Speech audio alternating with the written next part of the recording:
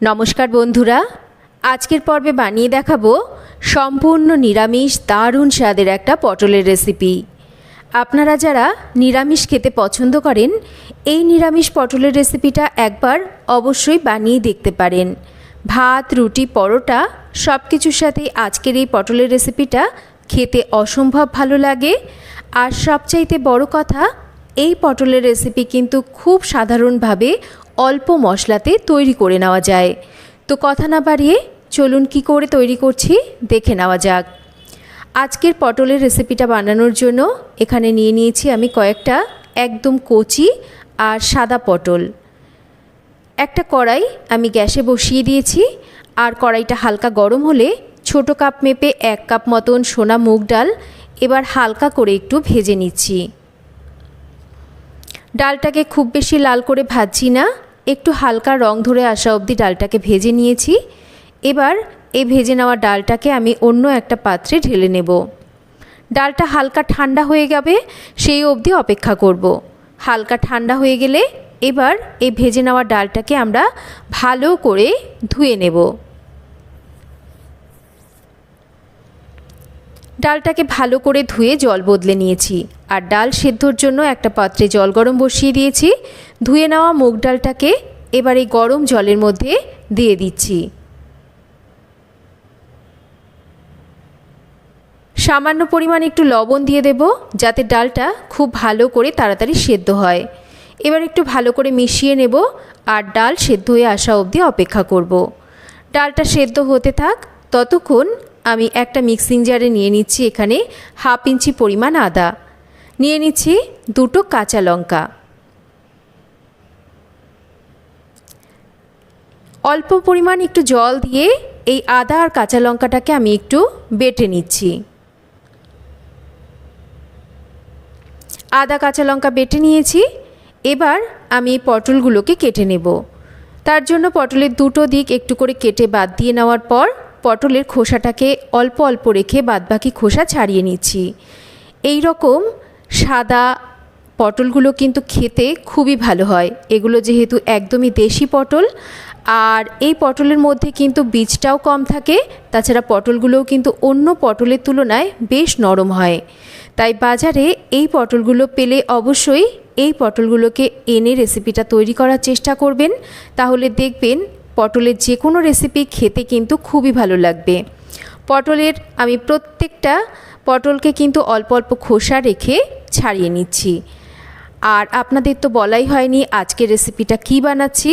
আজকে বানাচ্ছি মুগেশ্বরী পটল বা মুগ পটল, যেটা এই গরমকালে খেতে অসাধারণ লাগে। দেখুন, প্রত্যেকটা পটলকে আমি কেটে নিয়েছি, আর ভালো করে কিন্তু পটলগুলোকে ধুয়ে নিয়েছি। সামান্য পরিমাণ একটু লবণ আমি এই পটলের মধ্যে দিয়ে ভালো করে লবণটাকে প্রত্যেকটা পটলের গায়ে মেখে নেব। লবণ মেখে নেওয়ার পর পটলটাকে একটা সাইডে রেখে দিচ্ছি। এদিকে ডালটাও কিন্তু সুন্দরভাবে সেদ্ধ হয়ে গেছে। দেখুন, ডাল কিন্তু একদম গলিয়ে ফেলবেন না, একটু এরকম হালকা গোটা গোটা রেখে ডালটাকে সেদ্ধ করে নেবেন। এবার ডালটাকে নামিয়ে নেব, আর রান্নার জন্য কড়াইতে দিয়ে দেব পরিমাণ মতন তেল। তেলটা যখন হালকা গরম হবে তখন লবণ মাখিয়ে নেওয়া পটলগুলোকে আমরা একটা একটা করে তেলের মধ্যে ছেড়ে দেব। পটল ভাজার জন্য কখনোই তেলটাকে খুব বেশি হাই হিটে গরম করবেন না। পটল ভাজার জন্য তেল যদি আমরা খুব বেশি গরম তেলে পটলগুলোকে ছাড়ি, তাহলে কিন্তু পটল ভাজতে গেলে তেলটাও বেশি লাগে, আর তাছাড়া তেলটাও কিন্তু পুড়ে যায়, মানে কালচে হয়ে যায়। তাই হালকা উষ্ণ গরম তেলের মধ্যে পটলগুলোকে দিয়ে পটলগুলোকে আমরা বেশ একটু লাল করে ভেজে তুলে নেব। এবার আমি ফোড়ন দেব 1/2 চামচ মতন এখানে গোটা জিরে, একটা শুকনো লঙ্কা আর 2টো ছোট এলাচ। এই ফোড়নটাকে একটু ভাজা ভাজা করে নেব। ফোড়নটাকে বেশ সুন্দরভাবে ভাজা ভাজা করে নিয়েছি। ফোড়ন থেকে সুন্দর একটা গন্ধ বেরোতে শুরু করেছে। এবার এই তেলের মধ্যে আমি দিয়ে দিচ্ছি অল্প করে একটু ঘি। ঘিটা গলে গেলে আমি দিয়ে দিচ্ছি বেশ খানিকটা হিং, পরিমাণ মতন হলুদটাও দিয়ে দিচ্ছি, যাতে হিং আর হলুদটা পুড়ে না যায়। আমি ডালের থেকে অল্প করে একটু জল এর মধ্যে তুলে দিয়ে দিলাম। বেটে নেওয়া আদা কাঁচা লঙ্কাটাকেও একই সাথে দিয়ে দেব। এবার ভালো করে আদা কাঁচা লঙ্কার কাঁচা গন্ধ চলে যাওয়া অবধি আমরা একটু কষিয়ে নেব। খুব ভালো করে একটু 2-3 মিনিট কষিয়ে নিচ্ছি।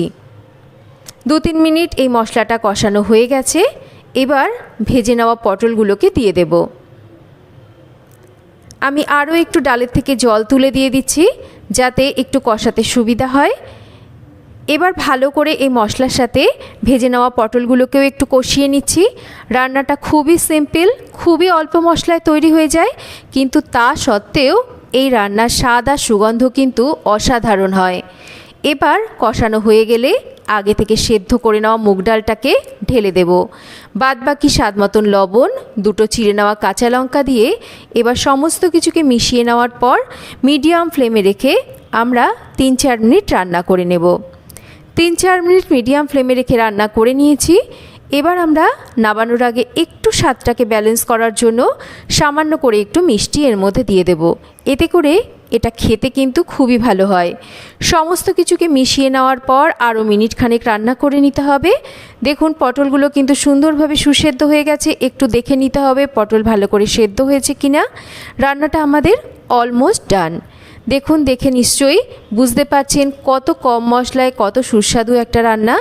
এই রান্নাটা এই গরমের দুপুরে বলুন বা রাত্রে ভাত, রুটি, পরোটা সব কিছুর সাথেই খাওয়া যেতে পারে। খেতে অসম্ভব সুস্বাদু হয়। এবার এটাকে দেখুন আমি সার্ভ করে দেখিয়ে দিচ্ছি। একবার এইভাবে আপনারা মুগেশ্বরী পটল বা মুগ পটল বানিয়ে দেখতে পারেন। খুবই অল্প মশলায় দারুণ সুস্বাদু একটা স্বাস্থ্যকর রেসিপি। আশা করছি আপনাদের সবার খুব ভালো লাগবে। তো কেমন লাগলো আজকের এই নিরামিষ পটলের রেসিপি একটা কমেন্ট করে জানাবেন। আর যদি রেসিপি ভালো লেগে থাকে তাহলে অবশ্যই একটা লাইক করবেন আর রেসিপিটা শেয়ার করবেন। আর যদি চ্যানেল সাবস্ক্রাইব করা না থাকে চ্যানেলটাকে সাবস্ক্রাইব করবেন। সবাই ভালো থাকবেন। আবার ফিরে আসবো নতুন কোনো সুন্দর একটা ভিডিওর সাথে। এতক্ষণ আমার সাথে থাকার জন্য অসংখ্য ধন্যবাদ। সবাই ভালো থাকবেন, সুস্থ থাকবেন।